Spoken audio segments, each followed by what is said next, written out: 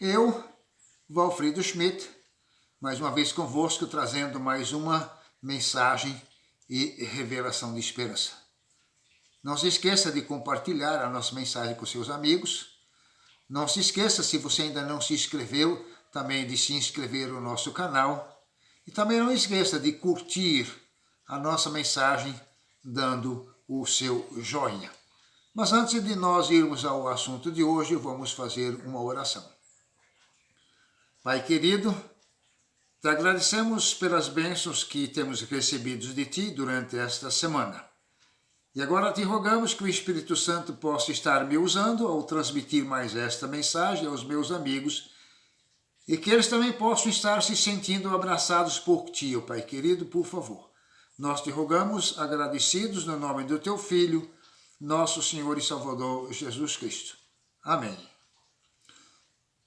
Nós hoje vamos falar a vocês a respeito da esperança dada por Deus a Ló. No livro de Gênesis, no capítulo 11, dos versos 27 ao verso 31, nós vamos ver quem foi Ló. O verso 27 nos diz o seguinte, Gênesis 11, verso 27 diz assim: São estas as gerações de Terã. Terã gerou a Abraão, a Naor e a Harã. E Harã gerou a Ló. Então, no caso aqui, Ló era sobrinho de Abraão. E mais para baixo, no verso 31, fala que tomou Terã a Abraão, seu filho, e a Ló, filho de Harã, filho de seu filho, e a Sarai, e a mulher de seus filhos, Abraão, e saiu com eles de Ur dos Caldeus para ir à terra de Canaã. E eles pararam numa terra chamada Harã.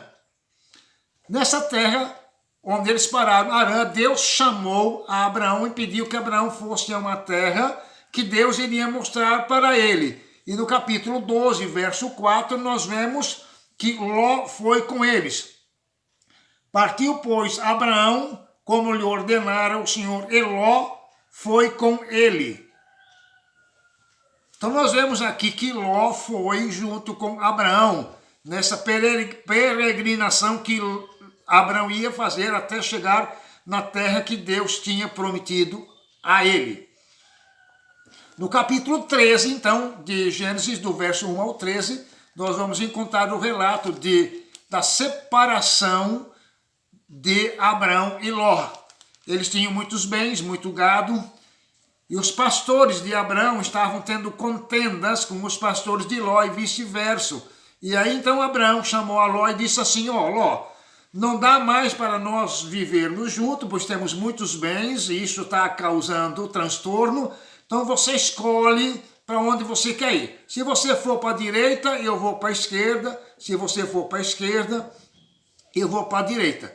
E então Ló, olhando lá de cima de onde eles estavam, olhou para os lados do Jordão e resolveu ir para esse lugar. E foi armando as suas tendas até chegar em Sodoma. No capítulo 14, do verso 1 ao 17, vem nos relatando a guerra de 4 reis contra 5. E nessa guerra Ló foi levado cativo. Abraão ficou sabendo de que Ló tinha sido levado preso, pegou 318 homens que ele tinha, que eram capazes, e seguiu aqueles reis e trouxe de volta todos os bens que eles tinham levado, também a Ló, seu sobrinho, os bens dele e ainda as mulheres e todo o povo que tinha sido levado cativo.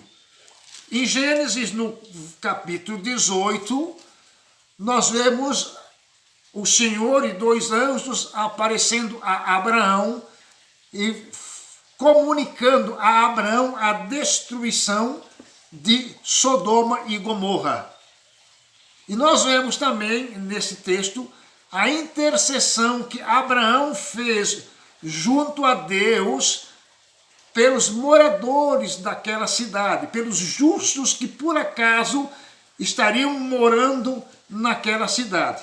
No capítulo 19 de Gênesis, nós vemos o relato de que esses dois anjos agora chegam à casa de Ló. Ló recebe esses dois anjos e os hospeda em sua casa.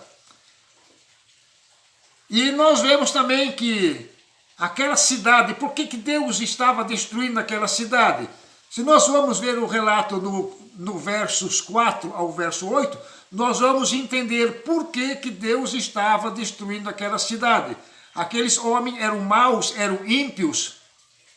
E eles se dirigiram, viram que Ló recebeu dois homens, dois anjos em sua casa, eles não sabiam que eram anjos, e foram até a casa de Ló, pedindo que Ló desse esses homens a eles para que eles os abusassem. Mas Ló não fez isso. Ló ofereceu até as duas filhas dele, que ele tinha virgens, e ofereceu àqueles homens, mas eles não quiseram.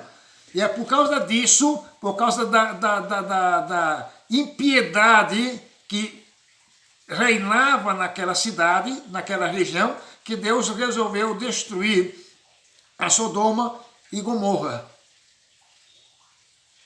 No capítulo 19, do verso 12 ao verso 22, nós encontramos então a revelação da esperança dada por Deus a Ló, de que ele estaria a salvo, que ele não iria ser destruído juntamente com todos os moradores.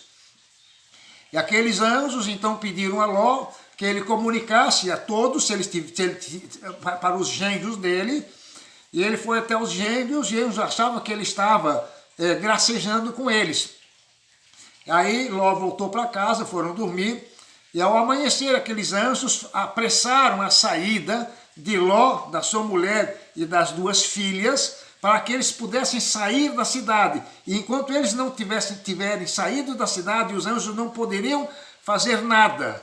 E a ordem dos anjos era: saiam, fujam, vão para lá, não parem e não olhem para trás.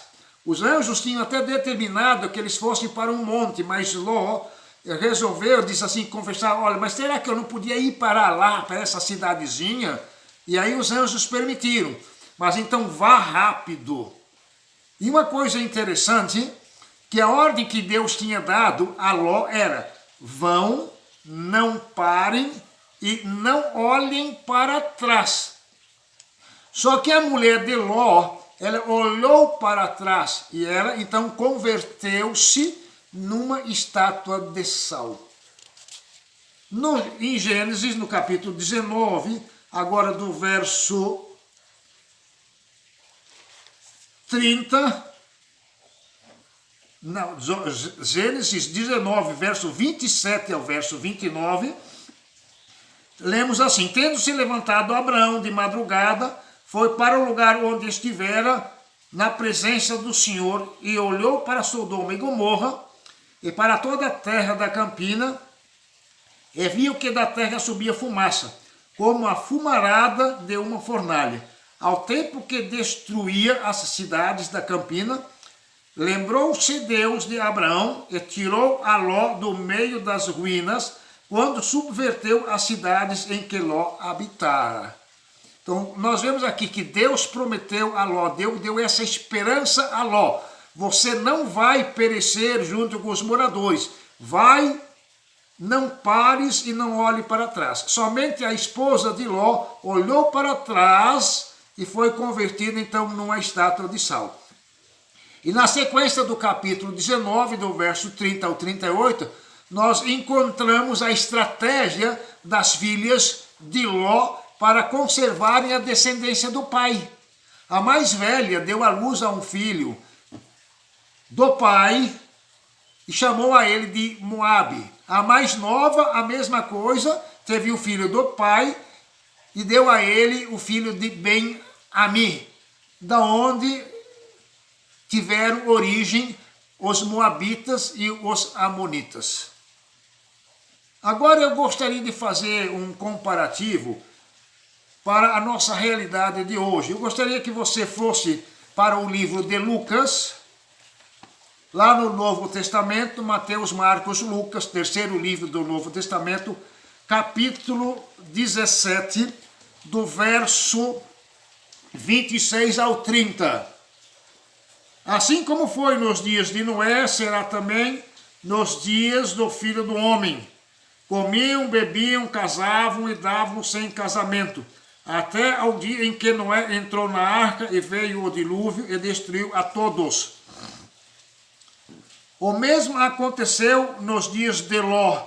Comiam, bebiam, compravam, vendiam, plantavam e edificavam.